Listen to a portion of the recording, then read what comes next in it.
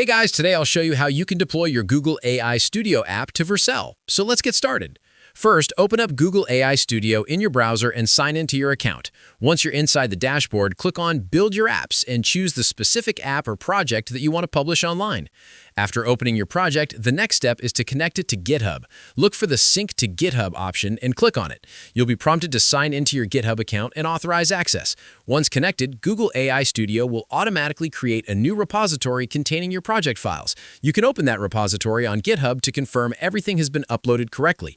Now, head over to Vercel and log in. On the dashboard, click on Add New Project. If you haven't already linked Vercel to GitHub, you'll need to authorize it so Vercel can access your repositories. After syncing your GitHub account, you'll see a list of available repositories. Find the one that was created from Google AI Studio and click Import. You can customize the project name if you want or keep the default settings.